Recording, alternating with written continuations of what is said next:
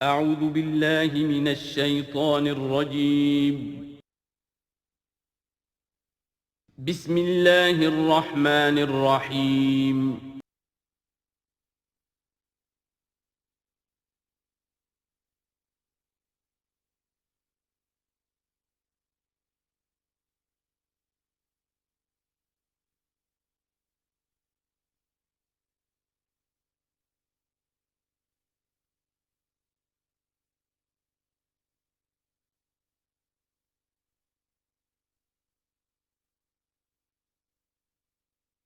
اعوذ باللہ من الشیطان الرجیم بسم اللہ الرحمن الرحیم وَلَقَدْ أَرْسَلْنَا نُوحًا إِلَىٰ قَوْمِهِ فَلَبِثَ فِيهِمْ أَلْفَ سَنَةٍ إِلَّا 50 عَامًا فَأَخَذَهُمُ الطُّوفَانُ وَهُمْ ظَالِمُونَ صدق اللہ العظیم۔ رب اشرح لي صدری ویسر لي امری واحلل عقدۃ من لسانی یفقہوا قولی۔ سورہ عنکبوت کے کل 7 رکوع ہیں۔ پہلا رکوع جیسا کہ میں عرض کر چکا ہوں کہ قرآن مجید کے اہم ترین مقامات میں سے ہے، خاص طور پر دعوت اور تحریک اور اللہ تعالیٰ کے دین کے غلبے کی جد و جہد میں جو مسائل درپیش ہوتے ہیں کارکنوں کو، اس دور میں جب کہ پرسیکیوشن ہو، ستایا جا رہا ہو، مشکلات آ رہی ہوں، قربانیاں دینی پڑیں، تو اس کے جتنے بھی مسائل پیدا ہوتے ہیں ان سب کا بہت ہی جامع جو بیان ہے اور رہنمائی ہے وہ اس رکوع میں آ چکی ہے۔ تو یہ نوٹ کر لیجئے کہ مطالعہ قرآن حکیم کے جس منتخب نصاب کا میں تذکرہ کرتا رہا ہوں چند دنوں سے، اس کا جو 5واں حصہ ہے، اس کا پہلا سبق جو ہے وہ اسی سورہ عنکبوت کے پہلے رکوع پر مشتمل ہے، اور یہ اس حصے کا یوں سمجھیے کہ بمنزلہ فاتحہ ہے اس حصے کے لیے۔ اب جو بقیہ 6 رکوع ہیں ان میں 3 میں انباء الرسل کا معاملہ آ رہا ہے، لیکن ظاہر بات ہے کہ یہاں جو انباء الرسل آ رہے ہیں تو بیچ بیچ میں خاص طور پر یہی جو مسئلہ ہے بیک گراؤنڈ میں جو مسلمانوں کے مسائل درپیش ہیں، اور جو اس وقت حضور صلی اللہ علیہ وسلم اور آپ کے ساتھی جن مسائل سے دوچار ہیں، اور جو کچھ کہ کشاکش جو ہے مکے میں ہو رہی ہے اہل کفر اور اہل ایمان کے مابین، تو اس کے یوں سمجھیے بٹوین دی لائنز وقفے وقفے سے اس کی طرف بھی اشارے ہیں۔ پھر جو بقیہ 3 رکوع رہ جائیں گے، ان 3 رکوعوں میں 2 لڑیاں ہیں جو بٹی ہوئی ہیں۔ ایک لڑی میں خطاب ہے مشرکین عرب کی طرف، اور ایک لڑی میں جو اہل ایمان تھے، جو حضور صلی اللہ علیہ وسلم پر ایمان لائے تھے، جو ان مشکلات سے دوچار تھے، وہاں بھی پھر گن کر 10 ہدایات ان کو دی گئی ہیں، لیکن وہاں یہی ہے کہ وہ بٹی ہوئی ہونے کی وجہ سے لڑیاں وہ کٹا پھٹا معاملہ ہوگا، جیسے کہ سورہ بقرہ میں آپ کو بتا چکا ہوں یا سورہ نساء میں۔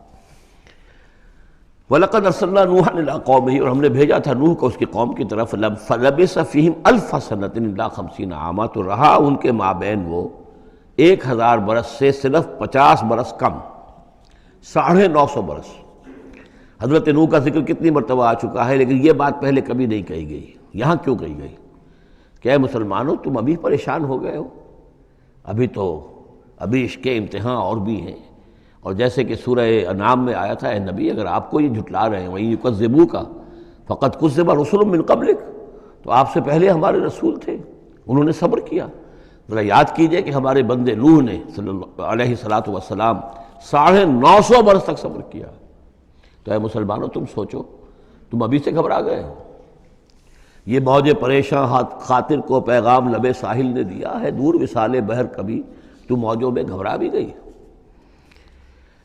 فَأَخَذَهُمُ الطُّوفَانُ وَهُمْ ظَالِمُونَ، تو اس کی قوم کو، حضرت نوح کی قوم کو آ پکڑا طوفان نے، اور وہ ظالم تھے، گناہگار تھے۔ فَأَنجَيْنَاهُ وَأَصْحَابَ السَّفِينَةِ، تو ہم نے بچا لیا اس کو یعنی حضرت نوح کو اور کشتی والوں کو۔ وَجَعَلْنَاهَا آیَةً لِّلْعَالَمِينَ، اور اسے ہم نے بنا دیا تمام جہانوں کے لیے، تمام جہان والوں کے لیے ایک نشانی۔ وَإِبْرَاهِيمَ، اور ہم نے بھیجا ابراہیم کو، اذ قال لقومہ، جب کہ اس نے کہا اپنی قوم سے، اعبدوا اللہ واتقوہ، اللہ کی بندگی اختیار کرو اور اس کا تقوی اختیار کرو۔ ذالکم خیر لکم ان کنتم تعلمون، یہی تمہارے لیے بہتر ہے اگر علم رکھتے ہو۔ انما تعبدون من دون اللہ اوثانا، یہ جن کو تم پوج رہے ہو اللہ کو چھوڑ کر، یہ تو صرف کوئی بت ہیں، ان کے تھان ہیں جو تم نے بنا لیے ہیں۔ وتخلقون افکا، اور تم نے جھوٹ موٹ گھڑا ہوا ہے، یہ اس کی کوئی بنیاد نہیں، کوئی سند نہیں، نہ عقل میں اور نہ ہی کسی اللہ کی اتاری ہوئی کتاب میں۔ ان الذین تعبدون من دون اللہ لا یملکون لکم رزقا، یہ لوگ جنہیں تم پوجتے ہو اللہ کے سوا، وہ تمہیں رزق نہیں دینے کا اختیار رکھتے۔ فابتغوا عند اللہ الرزق، تو رزق تلاش کرو اللہ کے پاس، اللہ سے مانگو رزق، اللہ سے اپنی مشکل کشائی کی درخواست کرو، اللہ سے اپنی حاجت روائی کے لیے دعا کرو، وَاعْبُدُوهُ اور اس کی بندگی کرو، وَاشْكُرُوا لَهُ اور اس کا شکر ادا کرو، الیہ ترجعون یقیناً اسی کی طرف تم لوٹا دیے جاؤ گے۔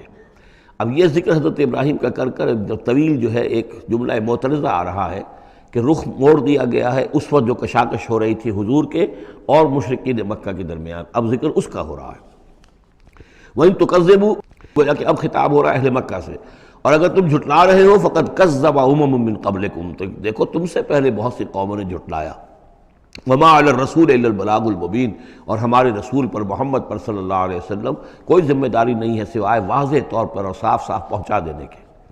اولم یروا کیف یبدی اللہ الخلق ثم یعیدہ، کیا وہ دیکھتے نہیں ہے کیسے اللہ تعالیٰ تخلیق پہلی مرتبہ کرتا ہے پھر وہ دوبارہ بھی کرے گا۔ ان ذلک علی اللہ یسیر، اور یہ اللہ تعالیٰ پر بہت آسان ہے۔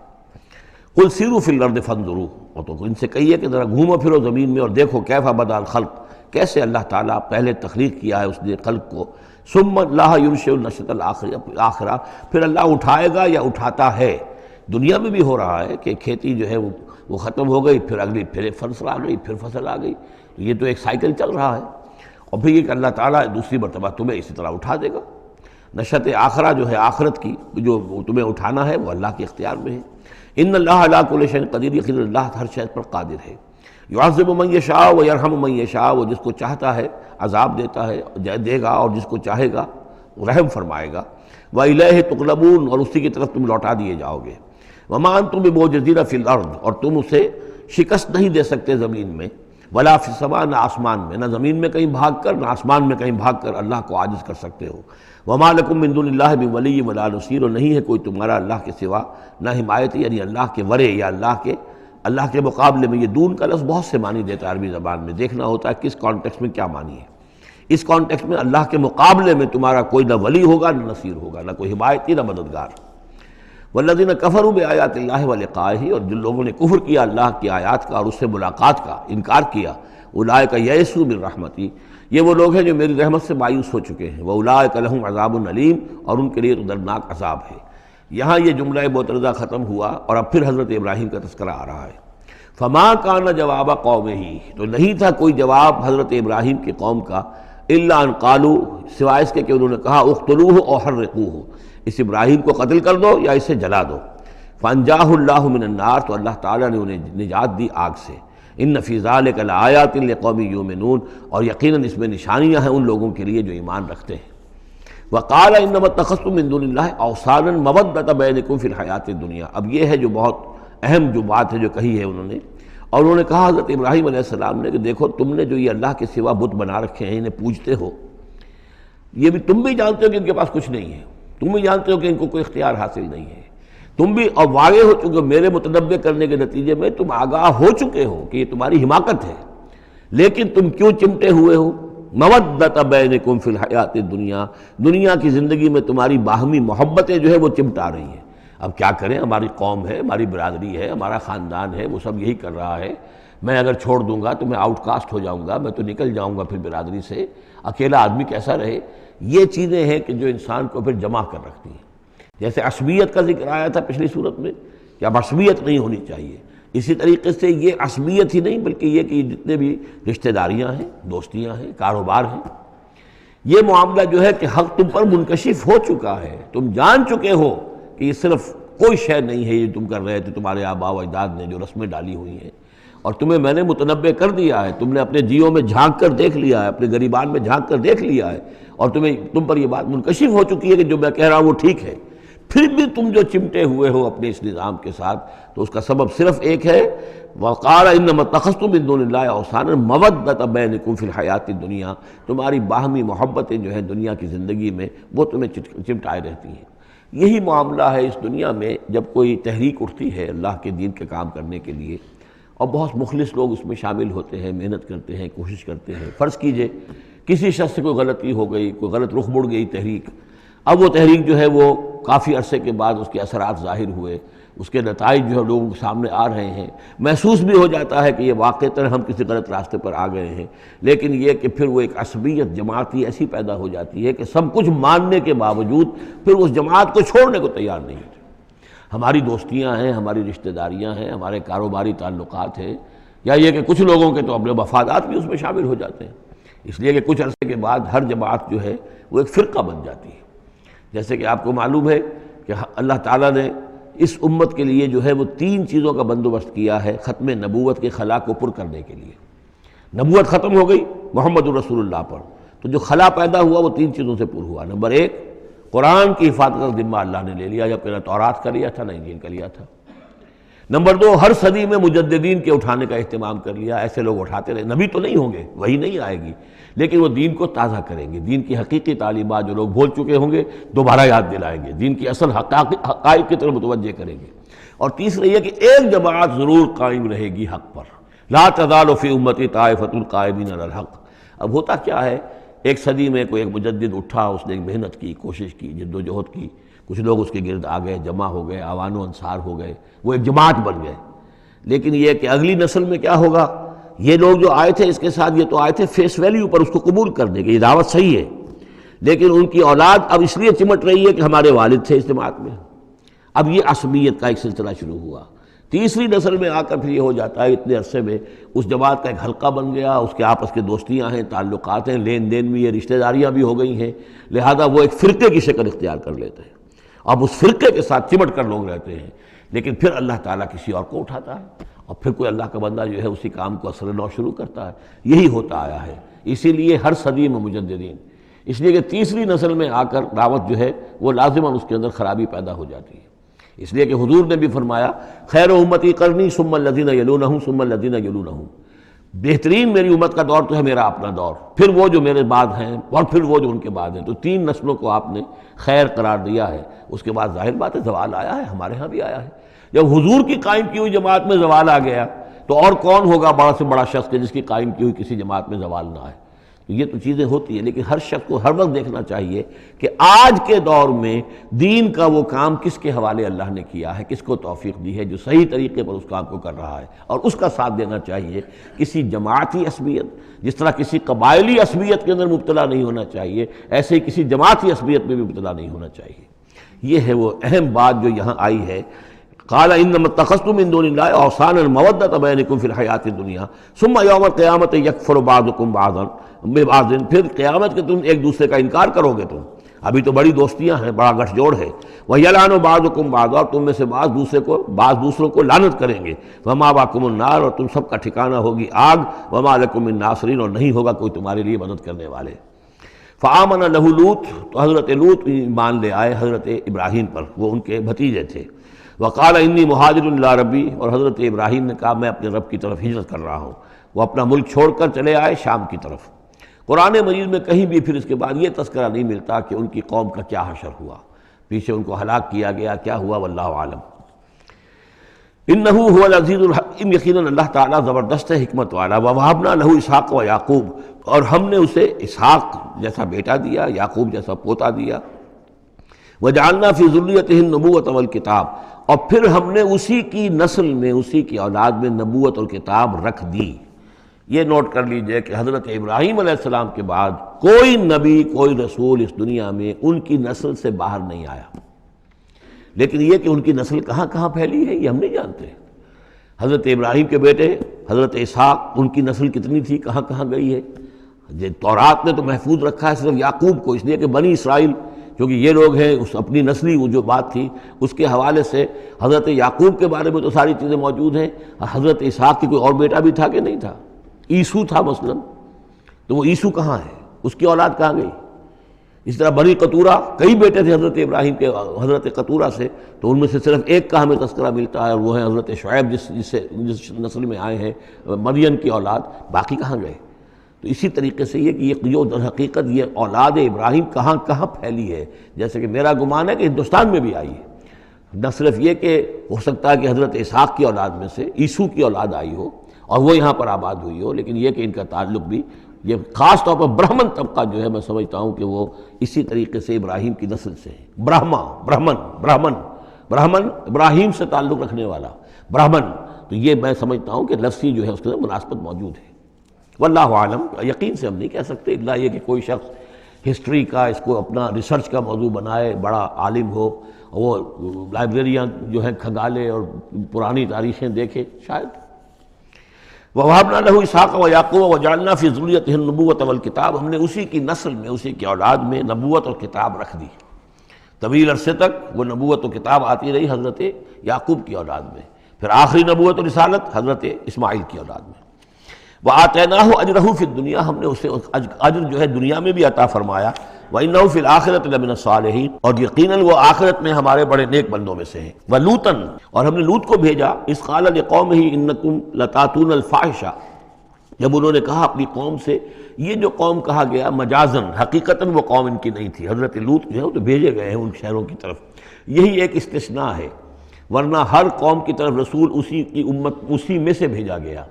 لیکن چونکہ حضرت ابراہیم کے بعد کوئی رسول کسی اور قوم میں ہو نہیں سکتا، اس لیے عامورہ اور صدوم کی بستیوں میں جو بھیجے گئے وہ حضرت لوط ہیں جو حضرت ابراہیم علیہ السلام کے بھتیجے ہیں۔ انکم لتاتون الفاحشۃ، تم لوگ بڑی بے حیائی کا ارتکاب کر رہے ہو، ما سبقکم بہا من احد من العالمین، تمام جہان والوں میں کسی قوم نے تم سے پہلے یہ حرکت نہیں کی۔ انکم لتاتون الرجال، کیا تم مردوں کی طرف آتے ہو اپنی شہوت کو پورا کرنے کے لیے، وتقطعون السبیل، اور راستہ مارتے ہو، یعنی فطرت کا راستہ تو یہ ہے، اولاد ہوتی ہے تو ہوتی ہے مرد اور عورت کے ملاپ سے، تم نے جو راستہ اختیار کیا تو گویا کہ اس فطرت کی راہ کو تم کاٹ رہے ہو۔ وَتَأْتُونَ فِي نَادِيكُمُ الْمُنكَرَ، اور تم اپنی مجلسوں میں یہ اس کا ارتکاب کرتے ہو، یہ ان کی بے حیائی کی اور ڈھٹائی کی انتہا ہو گئی تھی۔ فما کان جواب قومہ، تو نہیں تھا جواب اس کی قوم کا کوئی، الا ان قالوا، سوائے اس کے کہ انہوں نے کہا، ائتنا بعذاب اللہ ان کنت من الصادقین، اے لوط اگر سچے ہو تو اللہ کا عذاب لے آؤ۔ قال رب انصرنی علی القوم المفسدین، تو انہوں نے حضرت لوط نے دعا کی، پروردگار میری مدد فرما ان مفسدوں کے خلاف۔ ولما جاءت رسلنا ابراہیم بالبشریٰ، اور جب ہمارے جو ایلچی تھے، یعنی وہ جو فرشتے آئے تھے انسانی شکل میں ابراہیم کے پاس بشریٰ لے کر، بشارت لے کر حضرت اسحاق کی ولادت کی، قالوا انا مہلکو اہل هذه القریہ، انہوں نے کہا کہ ہم ہلاک کرنے کے لیے بھیجے گئے ہیں ان بستی والوں کو، ان اہلھا کانوا ظالمین، یقیناً اس کے جو بستی والے جو ہیں، اس بستی کے لوگ رہنے والے، وہ بڑے ظالم ہیں، گناہگار ہیں۔ قال ان فیہا لوطا، حضرت ابراہیم نے کہا اس میں تو لوط بھی تو ہے اسی بستی کے اندر۔ قالوا نحن اعلم بمن فیہا، انہوں نے کہا ہمیں خوب معلوم ہے کہ کون کون ہے اس میں۔ لننجینہ اہلہ الا امرأتہ، ہم اسے بچا لیں گے، نجات دیں گے، اس کو بھی، اس کے گھر والوں کو بھی، سوائے اس کی بیوی کے، کانت من الغابرین، وہ ہوگی رہ جانے والوں میں۔ ولما ان جاءت رسلنا لوطا، اور جب وہ ہمارے ایلچی جو ہے وہ پہنچے حضرت لوط کے پاس، سیء بہم، ان کو دیکھ کر وہ پریشان ہوئے، وضاق بہم ذرعا، اور ان کا دل جو ہے بہت تنگ ہوا، خوبصورت لڑکوں کی شکل میں آئے تھے۔ وقالوا لا تخف ولا تحزن، انہوں نے کہا نہیں آپ نہ کوئی خوف کھائیں اور نہ کوئی رنجیدہ ہوں، انا منجوک واہلک، ہم تو آپ کو نجات دینے کے لیے آئے ہیں اور آپ کے گھر والوں کو، الا امرأتک، سوائے آپ کی بیوی کے، کانت من الغابرین، وہ پیچھے رہنے والوں ہی میں ہے۔ انا منزلون علی اہل هذه القریۃ رجزا من السماء، ہم نازل کرنے والے ہیں اس بستی کے رہنے والوں پر ایک آفت، ایک عذاب آسمان سے، بما کانوا یفسقون، بسبب اس فسق کے اور فجور کے اور گندگی کے جو وہ کر رہے تھے۔ وَلَقَدْ تَرَكْنَا مِنْهَا آیَةً بَيِّنَةً، اور ہم نے چھوڑ دیا اس میں سے، اس بستی میں سے کوئی نشانی جو ہے وہ اس وقت تک موجود ہوگی جب کہ قرآن نازل ہوا ہے، اسی لیے کہ قرآن کہتا ہے بار بار تم گزرتے ہو ان بستیوں کے کھنڈرات کے اوپر سے، بَيِّنَةً لِقَوْمٍ يَعْقِلُونَ، ان لوگوں کے لیے کہ جو عقل سے کام لے۔ وَإِلَىٰ مَدْيَنَ أَخَاهُمْ شُعَيْبًا، اور مدین کی طرف ہم نے بھیجا ان کے بھائی شعیب کو۔ فقال یا قوم اعبدوا اللہ، اور انہوں نے کہا کہ اے میری قوم کے لوگوں اللہ کی بندگی کرو، وارجوا الیوم الآخرہ، اور دیکھو آخرت کے دن کی، قیامت کے دن کی انتظار میں رہو، امید میں رہو، وہ قیامت کا دن آ کر رہے گا۔ ولا تعثوا فی الارض مفسدین، اور زمین میں فساد مچاتے مت پھرو۔ فکذبوہ، تو انہوں نے اس کو جھٹلا دیا، فاخذتہم الرجفۃ، تو انہیں آ پکڑا ایک زلزلے نے، فاصبحوا فی دارہم جاثمین، تو وہ اپنے گھروں کے اندر پڑے رہ گئے اوندھے ہوئے۔ وعادا وثمودا، اسی طرح عاد اور سمود، وقد تبین لکم من مساکنہم، اور تمہیں معلوم ہے کہ ان کے مسکن کہاں تھے، تمہارے لیے واضح ہیں کہاں رہتے تھے، یہ کہاں آباد تھے۔ بزین لہم الشیطان اعمالہم، اور شیطان نے ان کے لیے ان کے برے اعمال کو، مشرکانہ افعال کو مزین کر دیا تھا، اسی میں مگن تھے، خوش تھے۔ فصدہم عن السبیل، اور روک دیا تھا انہیں اللہ کے صحیح راستے سے، صراط مستقیم سے، جو صراط توحید ہے اس سے۔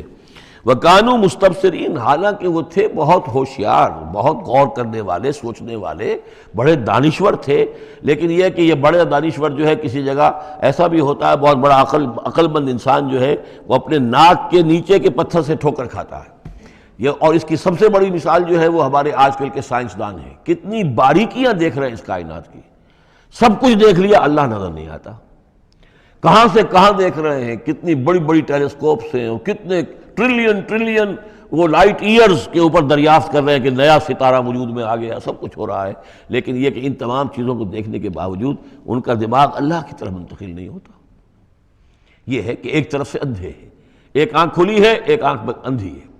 تو اگرچہ وہ بھی تھے بڑے ہوشیار، مستبصرین، یعنی استبصار جو ہے یہ باب استفعال، دیکھنا، بڑے غور سے دیکھا کرتے تھے، مشاہدہ کرتے تھے، آبزرو کرتے تھے، سب کچھ تھے، باقی سب کچھ نظر آیا انہیں، ڈھونڈنے والا ستاروں کی گزرگاہوں کا اپنے افکار کی دنیا میں سفر کر نہ سکا، وہ ساری جو ہے وہ ستاروں کی گزرگاہیں جو ہے ان کی تحقیق ہو رہی ہے، لیکن یہ کہ میں خود کون ہوں، کہاں سے آیا ہوں، کہاں جا رہا ہوں، میری زندگی کا مال کیا ہے، اس کا مقصد کیا ہے، بس پیدا ہونا، کھانا پینا، جانوروں کی طرح رہنا اور ختم ہو جانا۔ Is that all? Is death the end of our existence? کیا موت پر ہمارے وجود کا خاتمہ ہو جائے گا؟ تو کیا زندگی ہوئی، عمر دراز مانگ کے لائے تھے 4 دن، 2 آرزو میں کٹ گئے، 2 انتظار میں، کتنا وقت تو گزر گیا، بچپن کے اندر ابھی فہم ہی نہیں تھا، لڑکپن ہے، اس کے بعد نوجوانی ہے، اس کے کچھ اپنے ہی اور جو ہے اس کی کیفیات ہوتی ہیں، جب ذرا ہوش اور شعور آیا ہے، ایک ذرا ہوش میں آنے کے خطا کار ہیں ہم، اور اس کے بعد پھر بڑھاپا آ گیا، اور اس کے بعد جو ہے کہ لا یعلم من بعد علم شیئا، بس یہی زندگی ہے، یہ اشرف المخلوقات ہے، یہ مسجود ملائک کی زندگی یہ ہے؟ نہیں، اصل زندگی تو ہے تو اسے پیمانہ امروز و فردا سے نہ ناپ، جاویداں پہ ہمدماں ہر دم جواں ہے زندگی، وہ زندگی تو ابدی ہے۔ یہ تو اس کا چھوٹا سا حصہ علیحدہ کر کے ایک امتحانی وقفہ بنا دیا ہے، اسے ایک امتحانی وقفہ ہے، 3 گھنٹے کا نہیں، 30 سال کا صحیح، بس اس کے علاوہ کچھ نہیں، کوانٹیٹیو فرق ہے، کوالٹیٹیو نہیں۔ وَقَارُونَ وَفِرْعَوْنَ وَحَامَانَ، اور ہلاک کیا ہم نے قارون کو بھی اور فرعون کو بھی اور حامان کو بھی، وَلَقَدْ جَاءَهُم مُوسَىٰ بِالْبَيِّنَاتِ، ان کے پاس موسیٰ آئے تھے واضح تعلیمات لے کر، فَاسْتَكْبَرُوا فِي الْأَرْضِ، انہوں نے زمین میں تکبر کیا، وَمَا كَانُوا سَابِقِينَ، لیکن یہ کہ وہ ہماری پکڑ سے بچ کر نکل جانے والے نہیں تھے، ہم سے آگے نہیں نکل سکتے تھے۔ فَكُلًّا أَخَذْنَا بِذَنبِهِ، ہم نے سب کو پکڑا ان کے گناہوں کی پاداش میں۔ فَمِنْهُمْ مَنْ أَرْسَلْنَا عَلَيْهِمْ حَاصِبًا، تو ان میں وہ بھی تھے کہ جن پر ہم نے ایسی زوردار ہوا بھیجی جس میں پتھراؤ تھا، وہ ہوا جو ہے ان پر پتھراؤ کر رہی تھی۔ تو یہ قوم لوط پر بھی ہوا ہے، اور بعض حضرات کے نزدیک قوم عاد پر بھی، سخرها علیہم 7 لیال و8 ایام حسوما فترى القوم فیہا صرعا، ایک ایسی تیز آندھی آئی ہے، 7 دن اور 7 راتیں اور 8 دن چلتی رہی، کہ اس نے اٹھا کر پٹخا ہے، اور اس میں وہ کنکر بھی تھے، وہ بلٹس کا کام کر رہے تھے، جو اور سے بڑے پتھر تھے وہ کام کر رہے تھے میزائلز کا، تو یہ سب کے سب ہلاک ہو گئے۔ فمنہم من ارسلنا علیہ حاصبا ومنہم من اخذته الصیحہ، اور ان میں سے وہ بھی تھے کہ جن کو ایک چنگھاڑ نے آ پکڑا، یہ سمود اور اہل مدین تھے۔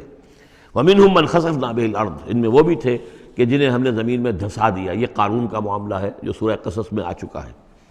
ومنہم من اغرقنا، اور وہ بھی تھے جنہیں ہم نے غرق کر دیا، اور غرق کرنے کے 2 طریقے ہوئے، ایک تو یہ کہ جو قوم آباد تھی، قوم نوح جہاں تھی وہی غرق کیا، وہی کا وہی، لیکن یہ کہ ایک یہ ہے کہ فرعون کو اور اس کے فوج کو اور لاؤ لشکر کو ان کے محل سے نکال کر، ان کے شہروں سے نکال کر لا کر اور دریا سمندر میں غرق کیا۔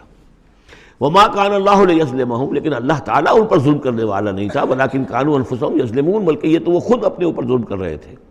مثل الذين اتخذوا من دون الله اولیاء كمثل العنكبوت، یہ بھی اس حصے کی ان 3 رکوعوں کی بڑی اہم آیت ہے، تمثیل ہے، مثال ان لوگوں کی کہ جنہوں نے اللہ کے سوا کسی کو اپنا حمایتی بنا رکھا ہے۔ یہ حمایتی غیر مرئی بھی ہو سکتے ہیں، جیسے یہ ہماری دیوی ہے، یہ دیوتا ہے، یہ اس کی کرپا چاہیے، اس کی نظر کرم ہو، یہ ہمارے جو اولیاء اللہ ہیں ذرا ان کی طرف سے اگر کچھ ہمیں فیض پہنچ جائے، اور یہ بھی ہوتا ہے دنیا میں بھی، مادی اعتبار سے بھی، اور یہ جو بھی کاز اینڈ ایفیکٹ کا سلسلہ اس کے تحت بھی، تو ہم آخر لوگوں کو اپنا دوست سمجھتے ہیں، یہ ہمارے حمایتی ہیں، یہ ہماری مدد کریں گے، لیکن واقعہ یہ ہے کہ سوائے ایک اللہ کی دوستی کے باقی ساری دوستیاں جو ہیں وہ مکڑی کے جالے جتنی بس مضبوط ہیں، اس سے زیادہ نہیں ہے۔ مثل الذین اتخذوا من دون اللہ اولیاء کمثل العنکبوت، جن لوگوں نے اللہ کو چھوڑ کر کسی اور کو اپنا پشت پناہ اور مددگار بنایا ہے، کسی اور پر توکل ہے، کسی اور پر سہارا ہے، امریکہ ہماری مدد کرے گا۔ وہ جو کچھ سن 71 میں ہوا وہ آپ کو معلوم ہے، وہ بیڑا اس کا جہاز بھی آ رہا تھا، لیکن یہ کہ کوئی مدد ہماری نہیں کی گئی، کوئی نہیں ہے، کوئی کسی کا سہارا بننے والا نہیں ہے۔ سہارا تو اگر کوئی ہے تو وہ اللہ ہے، لیکن اس کو تم نے چھوڑ دیا، اس کو سہارا نہیں بنایا۔ مثل الذین اتخذوا من دون اللہ اولیاء کمثل العنکبوت اتخذت بیتا، یہ بکری بھی تو ایک گھر بناتی ہے، جالا بناتی ہے۔ وَإِنَّ أَوْهَنَ الْبُيُوتِ لَبَيْتُ الْعَنكَبُوتِ، اور سب جانتے ہیں کہ تمام گھروں میں سب سے زیادہ کمزور گھر وہ اس مکڑی کا گھر ہے۔ لَوْ كَانُوا يَعْلَمُونَ، کاش کہ انہیں معلوم ہوتا۔ إِنَّ اللَّهَ يَعْلَمُ مَا يَدْعُونَ مِن دُونِهِ مِن شَيْءٍ، اللہ خوب جانتا ہے کہ جس کو یہ پکار رہے ہیں اللہ کے سوا کوئی شے ہے ہی نہیں۔ وَهُوَ الْعَزِيزُ الْحَكِيمُ، اور وہ زبردست ہے حکمت والا۔ وَتِلْكَ الْأَمْثَالُ نَضْرِبُهَا لِلنَّاسِ وَمَا يَعْقِلُهَا إِلَّا الْعَالِمُونَ، اور یہ مثالیں ہیں کہ جو ہم لوگوں کے لیے بیان کرتے ہیں لیکن نہیں سمجھتے ان سے مگر وہی لوگ کہ جو علم رکھنے والے ہیں۔ خلق اللہ السماوات والارض، اللہ تعالیٰ نے آسمان اور زمین تخلیق فرمائے بالحق، حق کے ساتھ۔ ان فی ذلک لآیۃ للمؤمنین، یقیناً اس میں نشانی ہے اہل ایمان کے لیے۔ اب یہ جو بقیہ 3 رکوع ہیں 21ویں پارے میں آ رہے ہیں، یہ جیسا کہ میں نے عرض کیا اس میں 2 لڑیاں ہیں بٹی ہوئی۔ ایک لڑی ہے خطاب اہل ایمان سے، یہاں ایک جگہ آپ کو مل جائے گا کہ براہ راست خطاب بھی ہے، یا عبادی الذین آمنوا، یا ایھا الذین آمنوا والا جو ہے کہ جو مدنی صورتوں میں جو خطاب کا صیغہ ہے وہ تو یہاں بھی نہیں آیا، لیکن براہ راست خطاب کیا ہے۔ لیکن یہ کہ اگر گنتی کریں گے تو کچھ 10 احکام اور دیے گئے ہیں ان لوگوں کو جو دین کے لیے کسی محنت کے اندر، جد و جہد میں، اس کو غالب کرنے کی کسی کوشش میں، اس کی تحریک میں، اس کی دعوت میں لگے ہوئے ہوں، اور اس میں ان کے لیے مصائب ہوں، مشکلات ہوں، تکالیف ہوں، پریشانیاں ہوں، تو ان کے لیے کیا ہدایات ہیں۔ سب سے پہلی ہدایت 100 ہدایتوں کی ایک ہدایت، اتل ما اوحی الیک من الکتاب، تلاوت کرتے رہا کرو اس شے کی جو وحی کی گئی ہے آپ کی جانب کتاب میں سے۔ یہی ہم پڑھ چکے ہیں سورہ کہف میں بھی، وَاتْلُ مَا أُوحِیَ إِلَيْكَ مِن کِتَابِ رَبِّکَ لَا مُبَدِّلَ لِکَلِمَاتِهِ وَلَن تَجِدَ مِن دُونِهِ مُلْتَحَدًا۔ وہی بات، سب سے بڑا سہارا بندہ مومن کا کیا ہے؟ اللہ پر جتنا یقین ہوگا، اللہ پر جتنا بھروسہ ہوگا، اللہ سے جتنا تعلق ہوگا اتنا ہی صبر کرے گا۔ وَاصْبِرْ وَمَا صَبْرُكَ إِلَّا بِاللَّهِ، اور اللہ کے ساتھ تعلق کا سب سے بڑے ذریعہ یہ قرآن مجید ہے۔ طرفوا بِأَيْدِيكُمْ وَطَرَفُوا بِيَدِ اللَّهِ، اس کا ایک سرا تمہارے ہاتھ میں ہے، ایک سرا اللہ کے ہاتھ میں ہے۔ القرآن حبل اللہ الممدود من السماء إلى الأرض، حضرت عبداللہ ابن مسعود کی روایت کردہ حدیث ہے، حضور نے فرمایا یہ اللہ کی رسی ہے، مضبوطی کے ساتھ تھام لو اس کو، یہ تنی ہوئی ہے زمین سے آسمان تک۔ تو وَاعْتَصِمُوا بِحَبْلِ اللَّهِ جَمِيعًا، تو اس کے لیے یہ کہ قرآن پڑھا کرو۔ اتل ما اوحی الیک من الکتاب وَأَقِمِ الصَّلَاةَ، اور قرآن کے بعد نمبر 2 نماز قائم کرنا۔ یہ نماز جو ہے اقم الصلاۃ لذکری، یہ سورہ طٰہٰ میں ہم پڑھ آئے ہیں، حضرت موسیٰ کو پہلی وحی ہو رہی ہے، پہلی گفتگو ہو رہی ہے کوہ طور پر، اقم الصلاۃ لذکری ان الصلاۃ تنہیٰ عن الفحشاء والمنکر، یقیناً یہ نماز روکتی ہے بے حیائی کے کاموں سے بھی اور برے کاموں سے بھی۔ وَلَذِکْرُ اللَّهِ اکبر، اور جان لو اللہ کا ذکر سب سے بڑی شے ہے۔ یہاں ذکر کو علیحدہ نہ سمجھیں، یہی ذکر ہے۔ قرآن جو ہے الذکر ہے، ہم نے سورہ ہجر میں دیکھا الذکر، انا نحن نزلنا الذکر وانا لہ لحافظون، تو ذکر میں سب سے پہلے قرآن ہے۔ نمبر 2 اقم الصلاۃ لذکری، نماز قائم کرو میری یاد کے لیے۔ قرآن تو ہے ہی مجسم ذکر، نماز ذکر کے لیے ہے۔ اور تیسری چیز کیا ہے؟ ادعیہ معصورہ ہیں محمد رسول اللہ صلی اللہ علیہ وسلم کی، زندگی کا ہر کام کرتے ہوئے دعا ہے۔ آپ بیت الخلاء میں داخل ہو رہے ہیں تو دعا ہے، نکل رہے ہیں تو دعا ہے، گھر سے باہر جا رہے ہیں دعا ہے، گھر میں داخل ہو رہے ہیں دعا ہے، شیشہ دیکھا ہے تو دعا ہے، کپڑے بدلے ہیں دعا ہے، ہر کام کیجئے وہ، لیکن یہ کہ آپ کا اس وقت اللہ کے ساتھ ذہنی رشتہ قائم رہتا ہے۔ چوتھے نمبر پر جو بھی اور حضور نے فرمائے ہیں، یہ 33 مرتبہ سبحان اللہ اور 33 مرتبہ الحمدللہ اور اللہ اکبر، یہ بھی ذکر ہے۔ تو یہ تمام شکلیں ذکر کی ہیں، صرف کسی ایک شے کو ذکر نہ سمجھے ہمارے ہاں یہ بن گیا بس اللہ اللہ کر رہے ہیں تو ذکر ہے، نہیں، ذکر میں سب سے پہلے قرآن کی تلاوت ہے۔ اتل ما اوحی الیک من الکتاب واقم الصلاۃ ان الصلاۃ تنہیٰ عن الفحشاء والمنکر ولذکر اللہ اکبر واللہ یعلم ما تصنعون۔ ایک تو یہ ہدایت ہو گئی، اللہ خوب جانتا ہے جو تم کر رہے ہو۔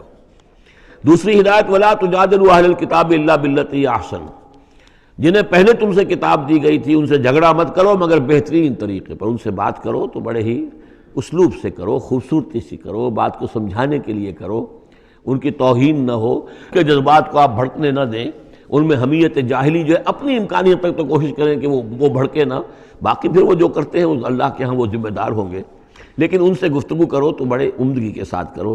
الا الذین ظلموا منہم، سوائے ان کے جو ان میں سے ناانصافی پر تل گئے ہوں۔ اب یہ استثناء جو ہے دو معنی میں ہے، ایک تو یہ ہے کہ اس کا مطلب یہ کہ ان سے مجادلہ کرو ہی نہ، اور دوسرے یہ کہ اگر ان کے ساتھ کسی وقت کوئی سختی بھی کرنی پڑے، کوئی سخت جملہ بھی کہنا پڑے تو اجازت ہوگی، جہاں معلوم ہو جائے کہ یہ ہٹ درمی کے اوپر جو ہے آ گیا ہے تو وہاں اس دونوں کا امکان پیدا ہو جائے گا۔ وَقُولُوا، لیکن تمہیں ان سے کہنا کیا ہے یہ بھی سمجھ لو، تاکہ اب اس کو یہ سمجھیے کہ یہ ہمیں مسلمانوں میں جب کام کرنا ہے، مسلمان سو گئے ہیں، بھول گئے اپنے سبق کو، انہیں یاد دلانا ہے تو اسی انداز میں انہیں یاد دلانا ہے۔ قولوا آمنا بالذی انزل الینا وانزل الیکم، ان سے کہو بھائی ہم تو ایمان رکھتے ہیں اس پر بھی جو تو ہماری طرف نازل کیا گیا اور اس پر بھی جو آپ کی طرف نازل کیا گیا۔ وَإِلَٰهُنَا وَإِلَٰهُكُمْ واحد، اور یہ تو نہیں ہے کہ ہمارا خدا کوئی اور ہے تمہارا خدا کوئی اور ہے، ہمارا الہ اور تمہارا الہ ایک ہی تو ہے۔ وَنَحْنُ لَهُ مُسْلِمُونَ، اور ہم تو اسی کے سامنے فرما بردارانہ اپنا سر جھکا چکے ہیں۔ وَكَذَلِكَ أَنزَلْنَا إِلَيْكَ الْكِتَابَ، اے نبی اسی طرح ہم نے آپ کی جانب یہ کتاب نازل کی ہے۔ فَالَّذِينَ آتَيْنَاهُمُ الْكِتَابَ يُؤْمِنُونَ بِهِ، تو وہ لوگ جنہیں ہم نے کتاب دی ہے، یہود و نصارہ، ان میں بھی وہ لوگ ہیں جو اس پر ایمان لائیں گے یا جو ایمان لا رہے ہیں، جیسا کہ ہم پڑھ چکے ہیں کہ وہ آئے تھے کچھ لوگ جو حبشہ سے ایک وفد کی شکل میں، اور مکے والوں نے انہیں ستایا بھی، استہزاء بھی کیا، لیکن وہ لوگ وہ تھے جو پہلے حضرت عیسیٰ پر ایمان رکھتے تھے، عیسائی تھے، اور اب محمد پر بھی ایمان رکھتے ہیں، تو اللہ تعالیٰ نے ان کو دوہرا اجر دیا، مرتین۔ وَمِنْ هَؤُلَاءِ مَن يُؤْمِنُ بِهِ، اور ان میں سے یعنی مشرکین مکہ میں سے بھی بہت سے لوگ ہیں جو ایمان لائے ہیں اور بھی لا رہے ہیں یا لائیں گے۔ وَمَا يَجْحَدُ بِآيَاتِنَا إِلَّا الْكَافِرُونَ، اور ہماری آیات کا انکار تو نہیں کرتے سوائے وہی کہ جو ناشکرے ہیں اور جو کفر کر اڑ گئے ہوں۔ اب ایک اور دیکھیے دلیل، اب یہ حصہ جو ہے یہ دوسری ڈوری آ گئی کہ جس میں روئے سخن جو ہے مشرکین کے ساتھ رد و قضا والی بات ہے۔ وَمَا كُنْتَ تَتْلُو مِن قَبْلِهِ مِن كِتَابٍ، ارے نبی آپ تو اس سے پہلے، اس قرآن کے آپ پر نازل ہونے سے پہلے آپ کوئی کتاب پڑھتے ہی نہیں تھے، آپ دنیاوی اعتبار سے پڑھے ہوئے آدمی ہیں ہی نہیں، آپ نے تعلیم حاصل کی نہیں، لکھنا پڑھنا سیکھا نہیں۔ وَلَا تَخُطُّهُ بِيَمِينِكَ، نہ ہی آپ اپنے داہنے ہاتھ سے کچھ لکھتے تھے، کوئی کتاب لکھتے تھے، نہ پڑھتے تھے نہ لکھتے تھے۔ اِذًا لَارْتَابَ الْمُبْطِلُونَ، تو اس شکل میں تو ان کو جو اس کو باطل قرار دے رہے ہیں یہ لوگ جو جھوٹے کہہ رہے ہیں محمد کو، اس شکل میں تو پھر ان کے پاس کوئی کا کوئی شک کرنے کی گنجائش ہو جاتی کہ یہ بڑا لکھنے پڑھنے والے آدمی تھے، مشق کرتے کرتے بہت اچھی چیزیں بھی لکھنے لگے ہیں، اب ان کی زبان جو ہے منج گئی ہے، قلم جو ہے وہ منج گیا ہے، لہذا اب قرآن جیسی شے بھی تصنیف کر لی انہوں نے۔ اگر پہلے سے یہ عمل ہوتا، لیکن تم تو جانتے ہو کہ ہمارے اس نبی محمد نے صلی اللہ علیہ وسلم انہوں نے تو کبھی لکھنا پڑھنا سیکھا ہی نہیں۔ وَمَا كُنْتَ تَتْلُو مِن قَبْلِهِ مِن كِتَابٍ، اے نبی آپ تو نہیں پڑھا کرتے تھے اس کتاب سے پہلے کوئی کتاب۔ وَلَا تَخُطُّهُ بِيَمِينِكَ، اور نہ آپ اسے اپنے داہنے ہاتھ سے لکھتے تھے۔ اِذًا لَارْتَابَ الْمُبْطِلُونَ، تب تو ان لوگوں کو شک کرنے کی گنجائش پیدا ہو جاتی۔ بل هُوَ آیاتٌ بَيِّنَاتٌ فِي صُدُورِ الَّذِينَ أُوتُوا الْعِلْمَ، بلکہ یہ تو آیات بینات ہیں، بڑی روشن ان لوگوں کے سینوں میں جنہیں علم دیا گیا ہے، وہ جانتے ہیں سابقہ جو کتابوں والے ہیں۔ وَمَا يَجْحَدُ بِآيَاتِنَا إِلَّا الظَّالِمُونَ، اور ہماری آیات کا انکار نہیں کرتے مگر وہی جو ظالم ہیں۔ وَقَالُوا لَوْلَا أُنزِلَ عَلَيْهِ آیَاتٌ مِّن رَّبِّهِ، اور وہ کہتے ہیں کہ کیوں نہیں نازل کی جاتی ان کے اوپر کوئی نشانیاں ان کے رب کی طرف سے، وہی باتیں جو مستقل طور پر چلی آ رہی ہیں۔ قُلْ إِنَّمَا الْآيَاتُ مِنْ اللَّهِ، نبی کہہ دیجئے نشانیوں کا اختیار کل کا کل اللہ کے ہاتھ میں ہے۔ وَإِنَّمَا أَنَا نَذِيرٌ مُّبِينٌ، اور میں تو صرف واضح طور پر خبردار کر دینے والا ہوں۔ أَوَلَمْ يَكْفِهِمْ أَنَّا أَنزَلْنَا عَلَيْكَ الْكِتَابَ يُتْلَىٰ عَلَيْهِمْ، کیا ان لوگوں کے لیے یہ نشانی کافی نہیں ہے کہ اے محمد ہم نے آپ پر یہ کتاب نازل کر دی ہے جو ان کو پڑھ کر سنائی جا رہی ہے؟ کیا یہ قرآن معجزہ نہیں ہے؟ کتنی مرتبہ ان کو چیلنج کیا گیا اس قرآن جیسی ایک صورت ہی بنا لاؤ، 10 صورتیں بنا لاؤ، کیا یہ معجزہ نہیں ہے؟ کیا یہ عاجز نہیں آ چکے ہیں؟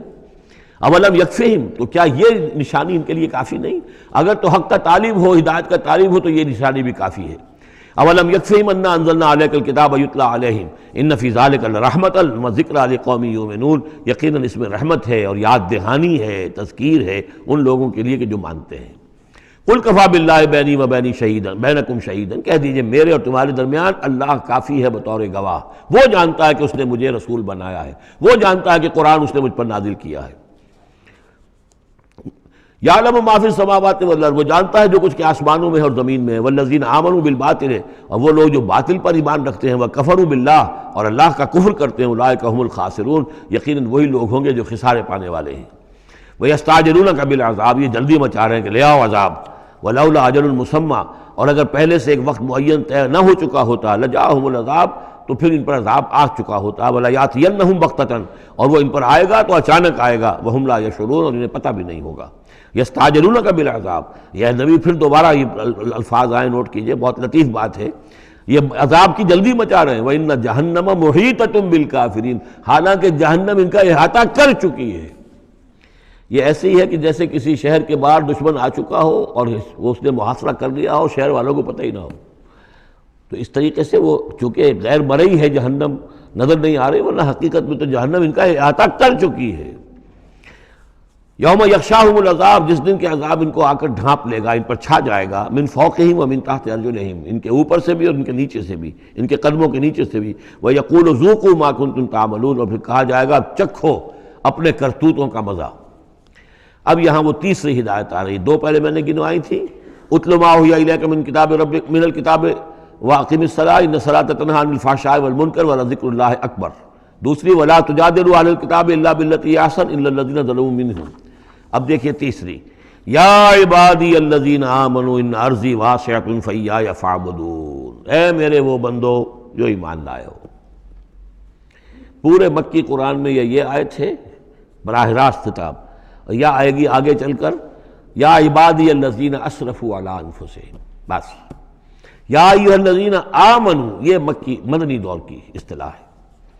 یا عبادی الذین آمنوا، بڑا اس میں جو ہے نا بڑی عنایت ہے، شفقت ہے، اے میرے وہ بندو جو مجھ پر ایمان لائے ہو، ان ارضی واسعۃ، میری زمین بڑی کشادہ ہے۔ کیا معنی ہے؟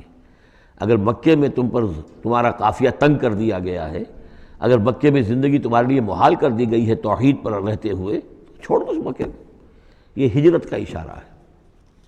در حقیقت ہجرت حبشہ جو ہے یہ اس کی طرف رہنمائی ہے اس آیت کے اندر، کہ اب چلے جاؤ، اگر یہاں برداشت سے باہر ہو رہا ہے، تمہارے لیے ناقابل برداشت اگر ہو رہا ہے یہاں کا معاملہ، اور نہیں مزید تو ہندر پاتے، تو اس ملک کو چھوڑ، اس جگہ کو چھوڑ دو۔ یا عبادی الذین آمنوا ان ارضی واسعۃ، میری زمین بڑی کشادہ ہے، فایای فاعبدون، پس صرف میری ہی بندگی کرو۔ چوتھی ہدایت، کل نفس ذائقۃ الموت، دیکھو موت تو آنی ہی آنی ہے، آج آ جائے کل آ جائے، آج نہ آئے کل آ جائے گی۔ آخر عمار اور یاسر کو ابو جہل نے اگر فرض کرو کہ ذبح کر دیا ہے، تو فرض کیجئے کہ چند دن اور جیتے تو موت تو پھر بھی آنی تھی نا۔ تو کل نفس ذائقۃ الموت، اگر یہ بات ذہن میں رہے کہ موت تو آنی ہی آنی ہے، آج نہیں تو کل، تو پھر بھی انسان جو ہے اس کے اندر ہمت بنی رہے گی کہ میں خامخواہ اپنی زندگی بچانے کے لیے حق کو چھوڑوں اور باطل سے ساز باز کروں، اس سے مصالحت کروں۔ ثم الینا ترجعون، اور پھر تم ہماری طرف لوٹا دیے جاؤ گے۔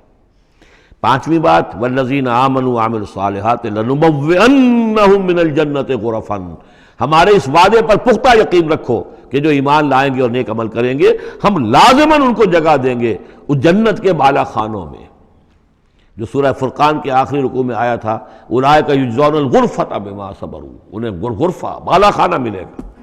تو من الجنت غرفا، جروں کے بالا خانے ملیں گے جنت کے، تجری من تحت الانہار خالدین فیہا، جس کے نیچے ندیاں بہتی ہوں گی، اس میں وہ ہمیشہ ہمیش رہیں گے۔ نعم اجر العاملین، کیا ہی اچھا ہوگا عمل کرنے والوں کا اجر۔ چھٹی بات، الذین صبروا وعلی ربہم یتوکلون، وہ لوگ کہ جو صبر کریں اور اپنے رب پر توکل کریں۔ صبر کرو اور توکل کرو، دو ہی چیزیں ہیں، جو آئے جھیلو، صبر کرو، برداشت کرو، اور جو کچھ کرنا ہے اس میں توکل اللہ پر ہو، اپنی ذات پر نہیں، اپنی طاقت پر نہیں، اپنی صلاحیت پر نہیں، اپنی ذہانت پر نہیں، اپنی فطانت پر نہیں، اپنی لیاقت پر نہیں، سارا توکل اللہ پر، نہ مادی اسباب و وسائل پر۔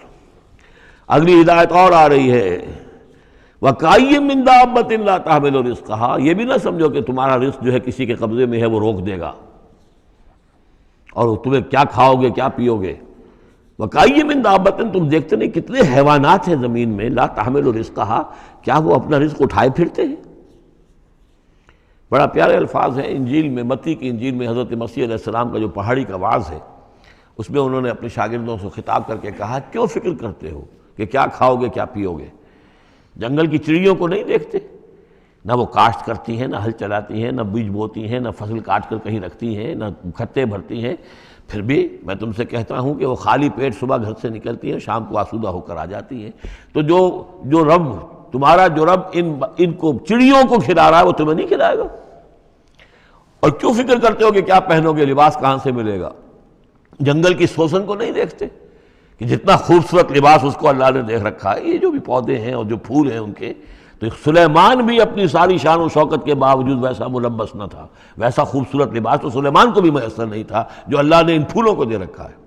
تو غور کرو، جو وہ زمین کی اس گھاس پھوس کو اور ان پودوں کو اس قدر حسین لباس دے رہا ہے، عمدہ لباس دے رہا ہے، جو ابھی ہیں اور کل نہیں ہوں گے، یا یہ کہ کاٹ کر اور وہ چولہوں میں جلا دی جائے گی گھاس، تو کیا وہ تمہیں نہیں پہنائے گا؟ لیکن تم یقین نہیں کرتے۔ توکل اور ایمان، یہ دونوں چیزیں ساتھ ساتھ جائیں گی۔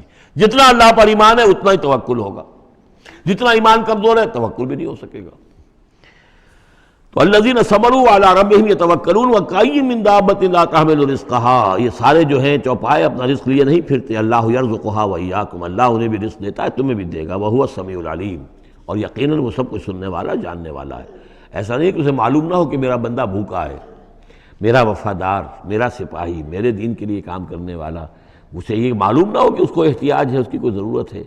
وہ نہ معلوم کس کے دل میں ڈالے گا کہ جو اس کے لیے ذریعہ بنا دے گا اس کو، اور اس کی ضرورت پوری ہو جائے گی۔ اب اس کے بعد وہ دوسری کڑی آ گئی کہ جس میں پھر اب وہ مشرکین مکہ سے وَلَئِن سَأَلْتَهُم مَّنْ خَلَقَ السَّمَاوَاتِ وَالْأَرْضَ وَسَخَّرَ الشَّمْسَ وَالْقَمَرَ، اگر ان سے آپ پوچھیں گے کس نے پیدا کیا آسمان اور زمین اور کس نے مسخر کیا سورج اور چاند کو، لَيَقُولُنَّ اللَّهُ، وہ کہیں گے اللہ نے۔ فَأَنَّىٰ يُؤْفَكُونَ، پھر کہاں سے یہ لوٹا دیے جاتے ہیں۔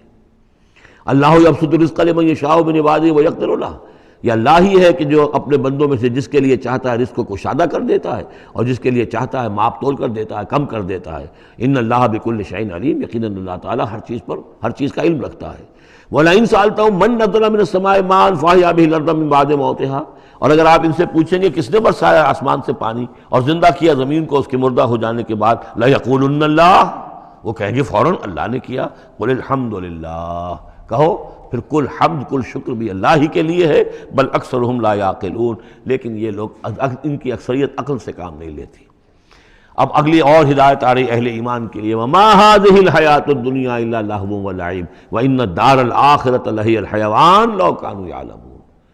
دیکھو مسلمانوں، یہ دنیا کی زندگی تو کھیل کود کے سوا کچھ نہیں، کھیل ہے، کچھ جی کا بہلا لینا ہے، یہ ڈرامہ ہے جو ہو رہا ہے۔ یہاں بادشاہ ہوتا ہے کچھ عرصے کے لیے، بادشاہ جیسے ڈرامے میں بادشاہ ہوتا ہے، لیکن جب مرے گا تو کیا وہ بادشاہت کہاں رہ جائے گی؟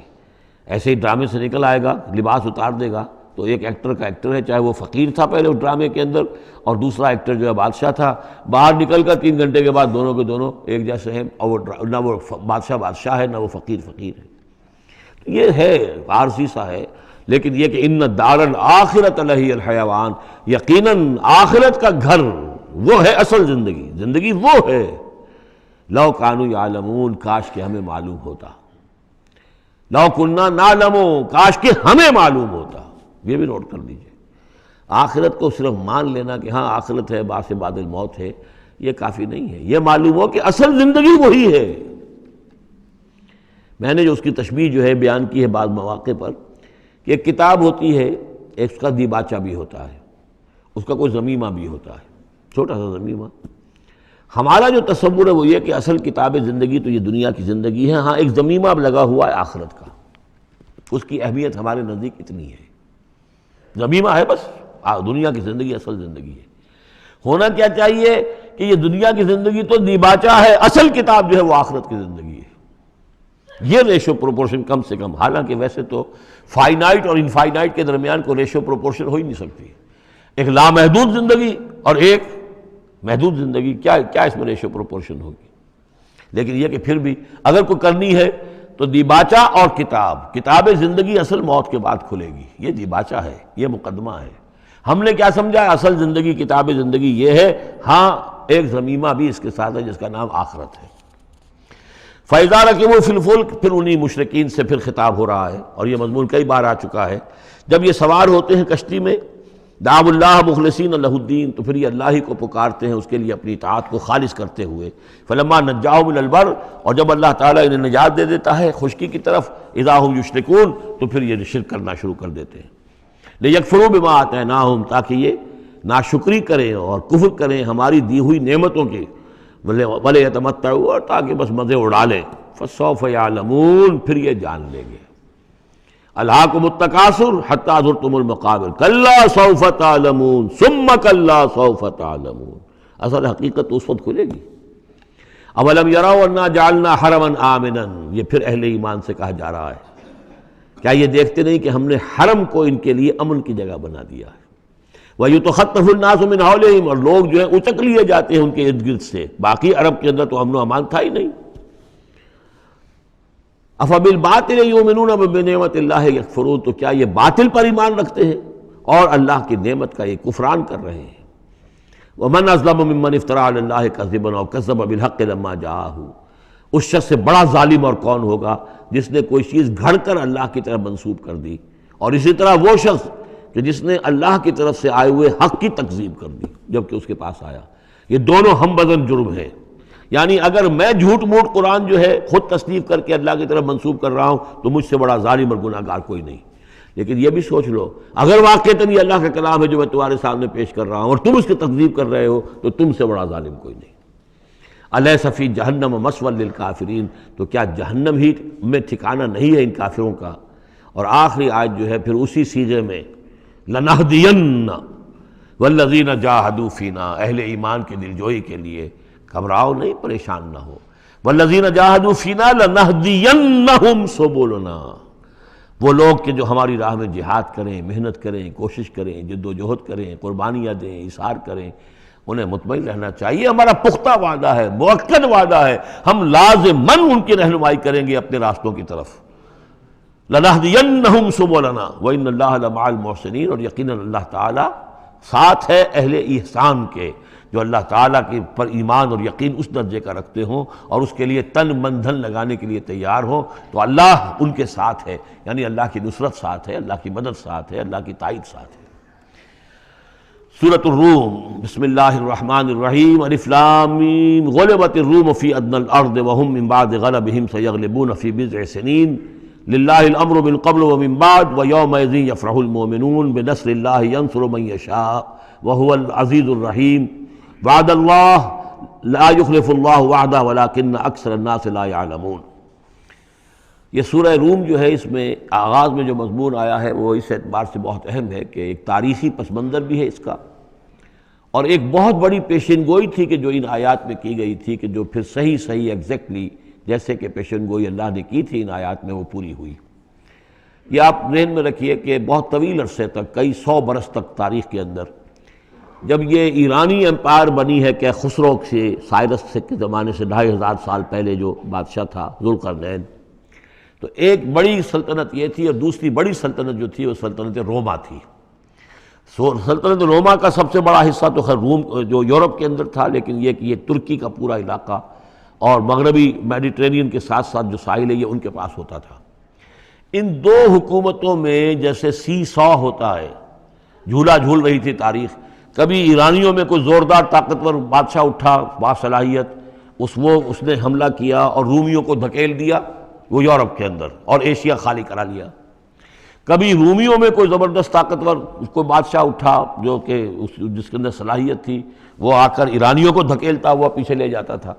تو اس طریقے سے یہ سی سو جو ہے یہ کئی 100 برس تک جاری رہا. حضور کی بعثت کے زمانے میں ایسا معاملہ ہوا ہے کہ سن 614 میں، 602 سے لے کر 614 تک، اور حضور کی ولادت ہوئی 571 میں، یعنی جب حضور کی عمر 31 برس تھی اس سے لے کر اور 45 برس کی عمر تک ایک مسلسل جنگ چلی ہے ان دونوں کے مابین، روم اور ایران کی. لیکن سن 614 میں ایک بڑی زبردست شکست دی کیخسرو پرویز. کیخسرو ثانی وہ اپنے آپ کو کہتا تھا، پہلا کیخسرو تو تھا ذوالقرنین اور ثانی میں ہوں. اب بہرحال یہ ایک بڑا باصلاحیت حکمران تھا. اس نے شکست دی ہے رومیوں کو بہت بری طرح. شام میں، اب یہ چونکہ رومی عیسائی ہو چکے تھے، سن 300 عیسوی میں یہ عیسائی ہو چکے تھے. یروشلم ان کا مقدس مقام تھا، لیکن نام رکھا ہوا تھا ایلیا. سن 70 میں جو یروشلم کو انہوں نے برباد کیا تھا، تو اس کے بعد ہیڈریان ایک رومن ایمپرر تھا جس نے کہ دوبارہ آباد کیا یروشلم کو، اور لیکن اس کا نام بدل دیا. اب یروشلم نہیں تھا یہ، اس کا نام تھا ایلیا. ایلیا میں ان کی وہ صلیب بھی تھی جو ان کے عقیدے کے مطابق حضرت مسیح علیہ السلام کو جس پر صلیب دی گئی تھی، ان کا مقدس مقام تھے یہ. ان سب سے بھی ان کو کھدیڑ دیا، تقریباً ترکی سے بھی نکال دیا. استنبول جو ہے قسطنطنیہ، اس پر بھی اندیشہ ہوا کہ شاید ایرانی حملہ کر دیں گے. اس حد تک رومیوں کا حال پتلا ہو گیا. اب ہو یہ رہا تھا کہ جو عرب میں مکے میں ادھر حضور کی دعوت ہے، شروع ہو چکی ہے، 5 برس ہو گئے حضور کو دعوت دیتے ہوئے، یا یہ کہ 15 برس ہونے کو آئے ہیں. لیکن ہوتا یہ تھا کہ یہ مشرکین مکہ یہ سمجھتے تھے کہ ایرانی تو ہمارے بھائی ہیں، وہ مشرک ہیں، آتش پرست ہیں، اور یہ نصرانی جو ہیں، یہ عیسائی جو ہیں، یہ مسلمانوں کے قریب تر ہیں، اس لیے کہ یہ عیسیٰ کو ماننے والے، موسیٰ کو ماننے والے، تو یہ لوگ جو ہیں ان سے قریب ہیں. تو وہ بغلے میں جا رہے تھے کہ مسلمانوں تمہارے جو ساتھی ہیں یا تم جیسے جو لوگ ہیں، تمہارے قریب کے لوگ پٹ رہے ہیں، دیکھو ہمارے ساتھی جو ہیں وہ بڑے فتح مند ہو رہے ہیں، وہ آگ کے پوجنے والے، وہ مشرک جو نہ موسیٰ کو مانتے ہیں، نہ عیسیٰ کو مانتے ہیں، نہ تورات کو مانتے ہیں، نہ انجیل کو مانتے ہیں، انہوں نے تمہارے ان ساتھیوں کو کس طریقے سے کھدیڑ دیا ہے، شکست دی ہے. تو اس پر مسلمانوں کو صدمہ ہوا. اس پر یہ آیات نازل ہوئی کہ اگرچہ اس وقت تو فی الواقع صورت کی بن گئی ہے، لیکن چند ہی سالوں کے اندر یہ صورت بدل جائے گی، اور یہ کہ رومیوں کو غلبہ حاصل ہو جائے گا. یہ پیشن گوئی کی گئی. اس پر پھر حضرت ابوبکر صدیق نے کسی کافر مشرک سے ایک شرط بھی مان لی کہ اگر یہ قرآن کی پیشن گوئی درست ثابت ہوئی تو تم مجھے 100 اونٹ دو گے، اور اگر غلط ثابت ہوئی تو پھر میں تمہیں 100 اونٹ دوں گا. لیکن حضور انہوں نے کیے تھے شاید 3-4 سال کی یہ عہد کیا تھا. حضور نے کہا نہیں، بضع کا لفظ آ رہا ہے اس میں کہ چند سالوں کے اندر. بضع کا لفظ جو ہے وہ 9 تک اطلاق ہوتا ہے، تو 9 سال کو رکھو، اور شرط جو ہے دوبارہ اپنی اس 9 سال کے حوالے سے اونٹوں کی تعداد بھی بڑھا دی گئی، لیکن یہ کہ پھر شرط کی مدت 9 سال ہو گئی. لیکن 9 سال کے 9ویں سال ہی وہ جو ہے وہ جو پیشن گوئی قرآن کی تھی کہ وہ صحیح ثابت ہوئی. ہرقل جو تھا، ہرقل اعظم، اس نے پھر لمبا چکر دیا، بجائے اس راستے سے آنے کے وہ بحیرہ کیسپین کی طرف سے ہو کر، پیچھے سے ہو کر آیا ہے، اور سرپرائز اٹیک کیا اس نے ایران پر، اور بڑی زبردست شکست دی ایران کو، اور اپنی شکست کا بدلہ چکا لیا، اور یہ سارا علاقہ شام وغیرہ کا جو ہے وہ اس نے واگزار کرا لیا. اور وہی تھا زمانہ جب کہ مسلمانوں کو میدان بدر میں فتح حاصل ہوئی.